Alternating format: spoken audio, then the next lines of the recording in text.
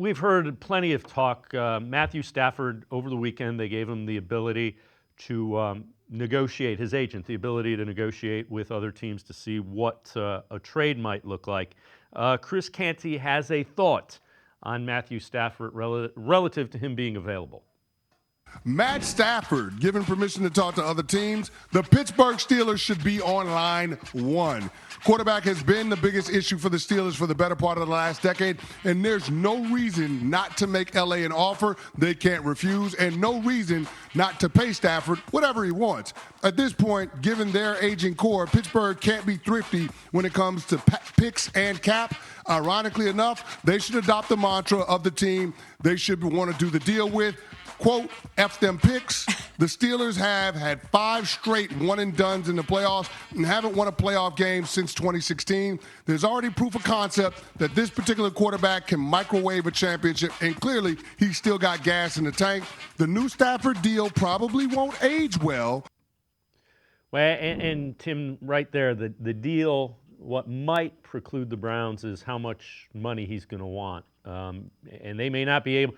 It's going to be 45, 50 million that he's going to want a year. They may not be able to figure out a way to do that. Yeah, I mean, there's only so much you can do with even with the cap continuing to go up higher than I think people expected. There's only so much you're going to be able to do as far as creating that kind of cap space, and that alone might take the Browns out. That could potentially keep the Browns from getting Matt Stafford if indeed he is moved and he doesn't just sign an extension with the Rams and stay in Los Angeles. And I do think if you're getting Matt Stafford, you basically have to prepare yourself for basically saying, okay, we got a 2-3 year window. That's basically all we got. So you might as well just go forward, go all in. If you trade Matt Stafford and just try and do whatever it takes, just load up the roster as much as you can and see how far you can go, especially in the AFC. If you're a team like the Browns getting him, if you're the Steelers getting him, I think that makes a lot of sense for Pittsburgh because we've seen them try to patchwork quarterback for a while.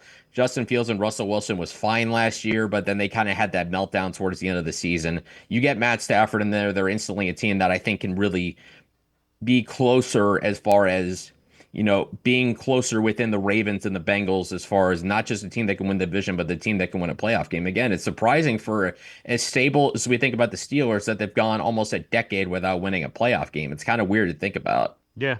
You know what? I'm kind of enjoying them being unstable at the quarterback position after watching Roethlisberger for so many years.